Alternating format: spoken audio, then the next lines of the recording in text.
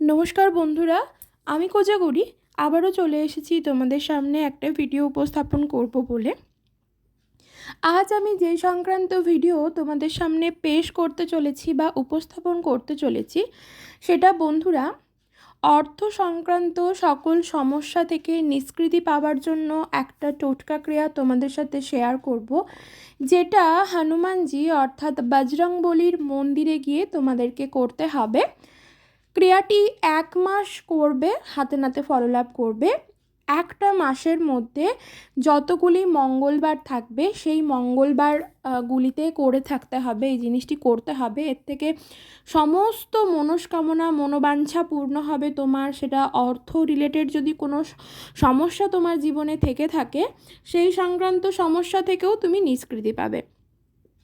আরেকটা যেটা জানাবো বন্ধুরা, আমরা অনেকেই কালো ধাগা পরে থাকি, তাই তো? অনেকে হাতে পরি, অনেকে পায়ে পরি। কিন্তু সেটা কেন পরি? সেটা আমরা পরি নজর দোষ কাটানোর জন্য, বা কেউ যাতে আমাদের ওপর কুনজর না ফেলে। কিন্তু সেই জিনিসটিকেই যদি সঠিকভাবে সঠিক নিয়মে পড়তে পারো, তার থেকে ভীষণভাবে উপকৃত হবে এবং সেটা পড়ার 3 থেকে 4 দিনের মাথায় ফললাভ করবে। এই সমস্ত জিনিসগুলি তোমাদের সাথে ডিটেলসে আমি জানাবো, তোমাদের সাথে শেয়ার করব। আশা করি আমি যেগুলো জানাবো তার থেকে তোমরা উপকৃত হবে, লাভবানও হবে। ভিডিওটি যদি ভালো লেগে থাকে বন্ধুরা, অবশ্যই লাইক করো, শেয়ার করো আপনজনদের সাথে, কমেন্ট করে জানিও কিছু যদি তোমাদের জানার থাকে। আর যদি কিছু না জানার থাকে অবশ্যই আমার কমেন্ট বক্সে এসে জয় বড় মায়ের জয়, জয় বজরংবলী লিখে যেও। তোমাদের সাথে টোটকা ক্রিয়াগুলি তো শেয়ার করব, তবে বন্ধুরা তার আগে চলো একটু আমার চ্যানেলের ইন্ট্রোটা দিয়ে ফেলি। বন্ধুরা, আমি ওমের মা চ্যানেলে তোমাদের আবারও সুস্বাগতম। আশা করি সকলে খুব ভালো আছো, সুস্থও আছো। আমিও ভালো আছি। আজ আমি তোমাদের সাথে যে দুটো স্পেশাল টোটকা শেয়ার করব, তার থেকে সেই দুটো টোটকার থেকে একটার দ্বারা তোমরা অর্থ সংক্রান্ত অর্থাৎ অর্থ রিলেটেড যা সমস্যা আছে বা তোমাদের যা মনস্কামনা মনোবাঞ্ছা পূর্ণ হবে বজরংবলীর কৃপায়, সেটা তোমাদের সাথে শেয়ার করব। প্রথমে চলো সেই টোটকা ক্রিয়াটি শেয়ার করি। বন্ধুরা, পিপল গাছ অর্থাৎ যেটা আমরা অশ্বত্থ গাছ বলি, পিপল গাছ বা অশ্বত্থ গাছকে পিপল গাছ বলা হয়। অশ্বত্থ গাছের 11টি অক্ষত পাতা নিতে হবে।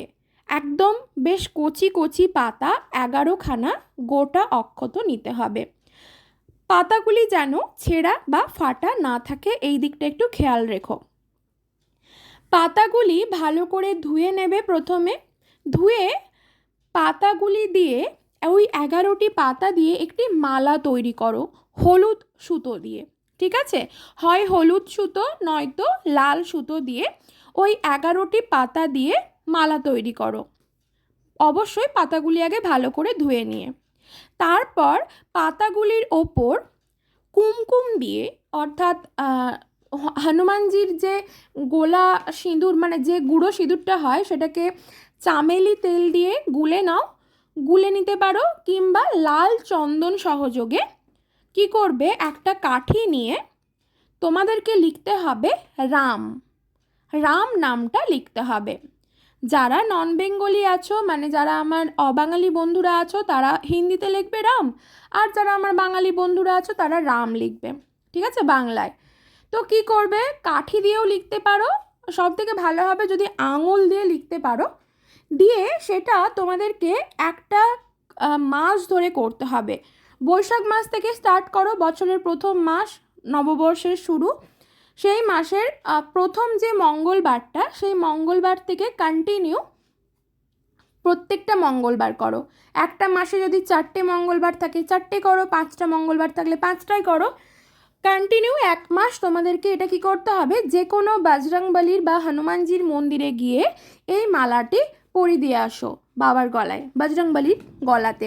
এটা করলে কি হবে, অর্থ সংক্রান্ত তোমার জীবনে যা কিছু সমস্যা আছে সব কিছুই তুমি 3টে সপ্তাহ করার পরই রেজাল্ট পেয়ে যাবে, 2 থেকে 3টে সপ্তাহ করার পর। কিন্তু বন্ধুরা এই রেমেডিটাকে কন্টিনিউ করতে হবে 1 মাস টানা। ঠিক আছে? একটা মাসে যতগুলো মঙ্গলবার আছে। ক্রিয়াটি করে দেখো।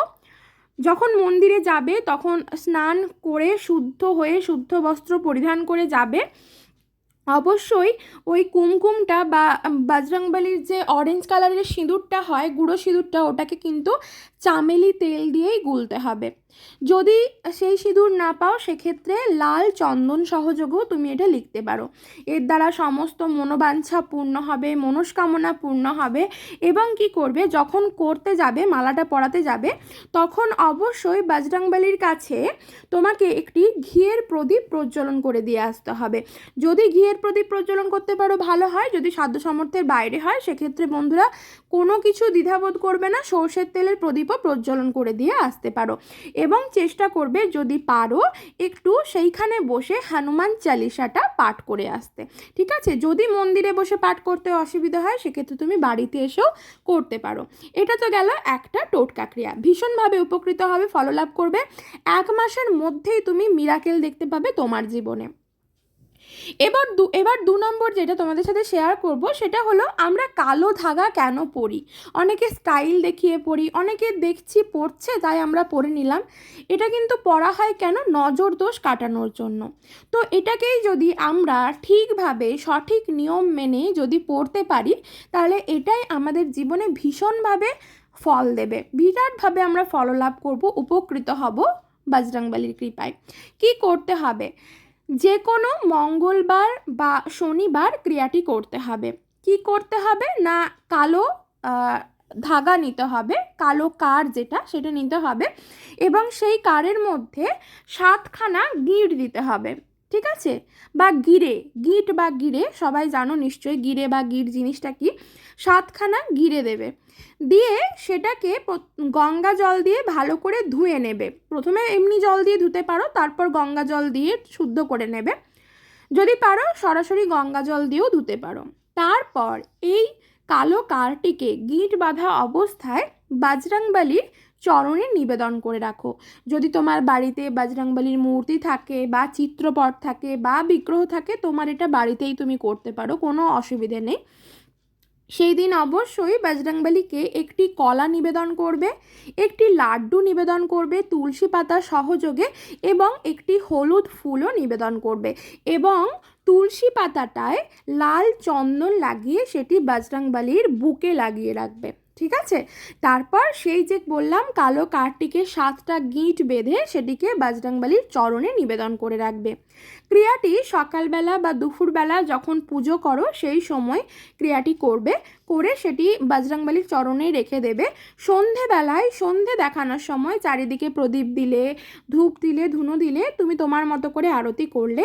সন্ধেবেলায় একটু বজরংবলির যেটা হনুমান চালিসা বলে, হনুমান চালিসাটা পাঠ করে নেবে। ঠিক আছে? করে নিয়ে তারপর সেই কারটিকে তুলে নিয়ে ছেলেরা ডান হাতে এবং মেয়েরা বাম হাতে পরে নাও। এটা কিন্তু একটা বাচ্চাকেও পড়াতে পারো। এর দ্বারা নজর দোষ কেটে যাবে, কোনো নেগেটিভ এনার্জি তোমার কাছেও ঘেঁষতে পারবে না, তোমার শরীরে তো দূরে থাক, কাছেও ঘেঁষতে পারবে না। এমনকি একটা তোমার শরীরের মধ্যে শুদ্ধ বাতাবরণ বইবে। ঠিক আছে বন্ধুরা? যদি তোমার বাড়িতে বজরংবলী থাকে, বজরংবলীর ফটো বা চিত্রপট, সেখানে তুমি তোমার বাড়িতেই করতে পারো ক্রিয়াটা। যদি তোমার বাড়িতে না থাকে সেক্ষেত্রে তুমি যে কোনো হনুমানজির মন্দিরে গিয়েও ক্রিয়াটি করতে পারো। আচ্ছা, এক্ষেত্রে বলি, যদি কারোর দুবেলা যেতে সমস্যা হয়, ধরো আমি তো বললাম সকালবেলা বা দুপুরবেলা যখন পুজোটা করবে সেই সময় করবে, এটা বাড়ির ক্ষেত্রে হলে ঠিক আছে, সন্ধ্যেবেলায় তুমি কাঠটা তুলে নিয়ে পরিধান করতে পারলে। যদি মন্দিরে করো তো মন্দিরে যখনই তুমি যাবে, সকালেই যাও বা দুপুরেই যাও বা রাতেই যাও, সন্ধ্যেতেই যাও, সেই সময় তৎক্ষণাৎ দিয়ে তারপরে ওখানে বসে হনুমান চল্লিশা পাঠ করে হনুমানজির কাছে তুলসী পাতা সহযোগে লাড্ডু নিবেদন করবে, একটি ঘিযুক্ত প্রদীপ অথবা চামেলি তেলযুক্ত প্রদীপ অথবা সর্ষের তেলযুক্ত প্রদীপ প্রজ্বলন করে ওখানে আরতি করবে, তারপরে ওখানেই ওটা ধারণ করে আসবে। ঠিক আছে? সেটাও চলবে। বন্ধুরা, আমার ভিডিওটি থেকে তোমরা উপকৃত হয়ে গেলে অবশ্যই আমার ভিডিওটি সাবস্ক্রাইব করে, আমার চ্যানেলটি সাবস্ক্রাইব করে আমার পাশে থেকো, লাইক করো, শেয়ার করো আপনজনদের সাথে, কমেন্ট বক্সে লেখো যদি তোমার কিছু জানার থাকে। ক্রিয়াগুলি করে দেখো বন্ধুরা, হাতে নাতে ফললাভ করবে। সবাই খুব ভালো থেকো, সুস্থ থেকো, সাবধানে থেকো।